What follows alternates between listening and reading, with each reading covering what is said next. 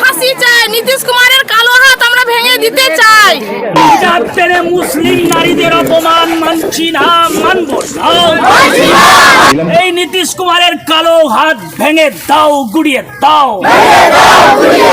সংবিধানের প্রতি আঘাত কেন? নীতিশ কুমারের কালো হাত ভেঙে দাও, গুড়িয়ে দাও। মুসলিম নারীদের অপমান মানছি না, মানব না। হিজাব টেনে মুসলিম নারীদের অপমান মানছি না, মানব না। বিশ্বের দরবারে ভারতবর্ষের মাথা নিচু হচ্ছে কেন? কেন্দ্র সরকার জবাব চাই, জবাব দাও।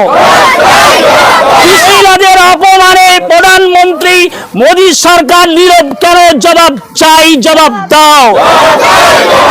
সরকারি সার্টিফিকেট নেওয়ার জন্য, পুরস্কার নেওয়ার জন্য গিয়েছিল নীতিশ কুমারের কাছে। নীতিশ কুমারজি খুব বড় পুরস্কার দিয়েছে, এমন পুরস্কার দিয়েছে গোটা পৃথিবী জুড়ে তোলপাড় সৃষ্টি হয়েছে। এদের সোচ কত নীচ, এরা কত চরিত্রহীন, কত লম্পট, কত লুটেরা।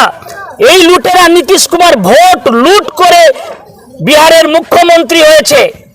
এই চম্পট লুটেরা, ধান্দাবাজ, পাল্টুবাজ এবং সাথে সাথে এ একজন ভারসাম্য জ্ঞান গরিমা লুপ্ত হয়ে গেছে। এই রকমের বুড়ো ভানকে মুখ্যমন্ত্রীর জায়গা থেকে যতক্ষণ না সরাতে পারছি আমরা সে আওয়াজ তুলছি। আপনারা দেখেছেন আজ মহিলারা কিভাবে সোচ্চার হয়েছে, মহিলাদের জাগরণ ঘটেছে। এই মহিলা শক্তি, মহিলা জাগরণ আগামী দিনে এই চরিত্রহীন নেতাদের পিছনে এমন বাড়বে, দৌড় করাবে।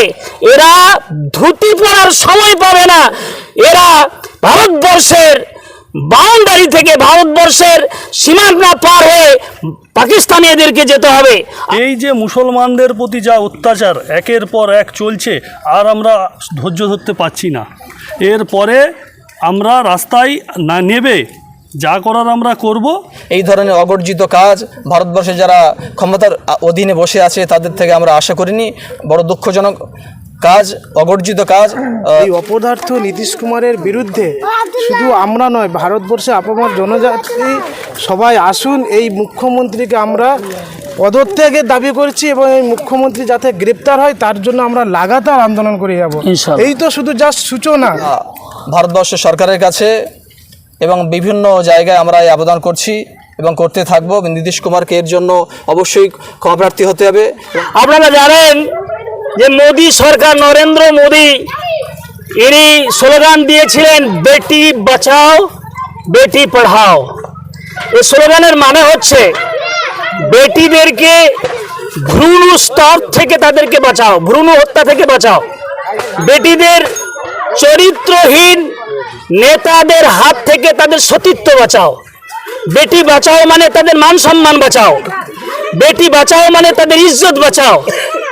বেটি পড়াও মানে তাদেরকে ধার্মিক জ্ঞানে জ্ঞানান্বিত করা। বেটি পড়াও মানে সামাজিক জ্ঞানে জ্ঞানান্বিত করা। বেটি পড়াও মানে রাজনৈতিক জ্ঞানে জ্ঞানান্বিত করা। বেটি পড়াও মানে শিক্ষা জগতে তার প্রচার ঘটানো। এর নাম হচ্ছে বেটি পড়াও। বেটি বাঁচাও আর বেটি পড়াও, এই স্লোগানে হচ্ছে নরেন্দ্র মোদীর এটা স্বপ্ন। আর সেই স্বপ্নকে সাকার করার জন্য নুসরত পারভিন স্কুল কলেজ ইউনিভার্সিটির গণ্ডি টপকে সে শিক্ষা জগতে একটা আলোড়ন সৃষ্টি করেছে। মহিলাদের বিভিন্ন গোপন রোগ হয়, যে গোপন রোগগুলি তারা ডাক্তারের কাছে, পুরুষ ডাক্তারের কাছে তারা বলতে স্বস্তি বোধ করে, অস্বস্তি বোধ করে। আর নারী ডাক্তারের কাছে, লেডিস ডাক্তারের কাছে তারা তাদের সমস্ত গোপন রোগের কথা বলতে তারা স্বস্তি বোধ করে। অতএব এই নারী ডাক্তার, নারী মহলের মধ্যে একটা খুব বড় ধরনের ইতিহাস তৈরি করতে যাচ্ছিল। সে যাচ্ছিল বেটি বাঁচাও আর বেটি পড়াও নরেন্দ্র মোদীর এই স্বপ্নকে সাকার করার জন্য সে জীবনের সমস্ত সময়গুলো আপনার এই পড়াশোনার উপরে ধ্যান দিয়ে সে একটা শিক্ষা জগতে চিকিৎসা শিক্ষা জগতে সে একটা বড় গণ্ডি পার করেছে, মাইলস্টোন পার করেছে এবং সেখানে ডাক্তারি সার্টিফিকেট নেওয়ার জন্য, পুরস্কার নেওয়ার জন্য গিয়েছিল নীতিশ কুমারের কাছে। নীতিশ কুমারজি খুব বড় পুরস্কার দিয়েছে, এমন পুরস্কার দিয়েছে গোটা পৃথিবী জুড়ে তোলপাড় সৃষ্টি হয়েছে। নীতিশ কুমার উনি তো এনডিএ সরকারের মধ্যে বেটি বাঁচাও বেটি পড়াও, কি এই বেটি বাঁচাও বেটি পড়াও যে মহিলাদের ইজ্জতের উপরে হাত, তার সতীত্বের উপরে হাত, তার হিজাবের উপরে হাত। এবং আরেকজন বিজেপি নেতাকে জিজ্ঞাসা করা হলো, সে তখন বলছে নীতিশ কুমার তো অন্য কোথাও জায়গায় হাত দেয়নি। এদের সোচ কত নীচ, এরা কত চরিত্রহীন, কত লম্পট, কত লুটেরা। এই লুটেরা নীতিশ কুমার ভোট লুট করে বিহারের মুখ্যমন্ত্রী হয়েছে। এই চম্পট লুটেরা, ধান্দাবাজ, পাল্টুবাজ এবং সাথে সাথে এ একজন ভারসাম্য জ্ঞান গরিমা লুপ্ত হয়ে গেছে।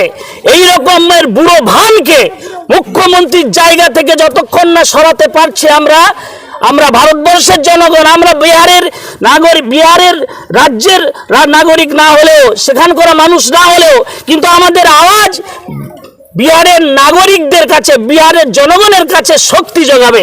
আমরা সেই আওয়াজ তুলছি। আপনারা দেখেছেন আজ মহিলারা কিভাবে সোচ্চার হয়েছে, মহিলাদের জাগরণ ঘটেছে।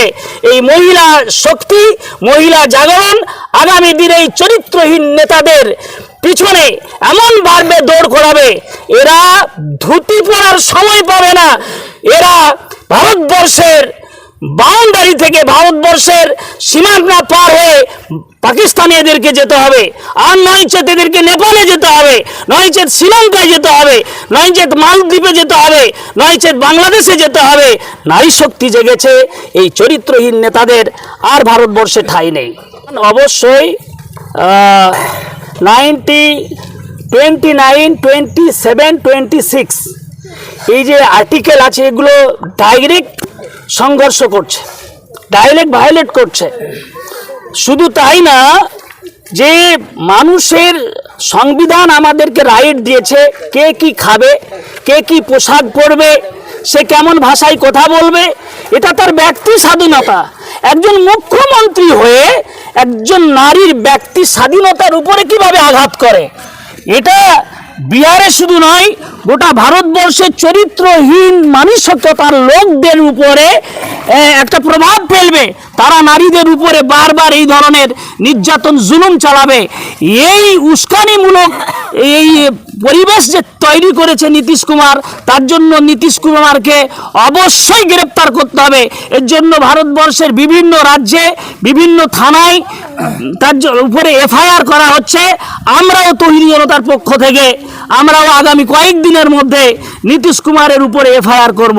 আর সাথে সাথে আর একটা কথা বলতে চাই আপনারা জানেন যে মুসলমানদের সমস্ত ধর্মীয় স্বাধীনতাগুলি একটার পর একটা কেড়ে নেওয়া হচ্ছে। বাবরি মসজিদ শুরু হলো বাবরি মসজিদ থেকে, যে বাবরি মসজিদের রায় হলো মুসলমানের পক্ষে, কিন্তু আস্থার নাম করে সেই বাবরি মসজিদ আমাদের থেকে ছিনিয়ে নিল। তারপরে চলে গেল 370 ধারা, সেখানেও মুসলমানদের সঙ্গে ইনসাফ করা হয় না। তারপরে তালাক বিল, মুসলমান মহিলাদের কাছে নরেন্দ্র মোদী তিনি মাসিহা হয়ে উঠেছিলেন। তিনি বলেছিলেন মুসলমান মহিলাদেরকে এই ধরনের একটা কুসংস্কার থেকে মুসলমান মহিলাদের তিনি বাঁচাবেন, কিন্তু এটা কুসংস্কার ছিল না। মুসলমান মহিলা শুধু নয়, মহিলা জগতের একটা রক্ষা কবচ ছিল 3 তালাক। সেই 3 তালাককে হাটিয়ে দিয়ে আজকে সমস্ত মহিলারা তারা স্বামী ছাড়া অন্য পুরুষের সঙ্গে আসক্ত হচ্ছে। যদি 3 তালাক থাকতো এই জিনিসটা ঘটতো না।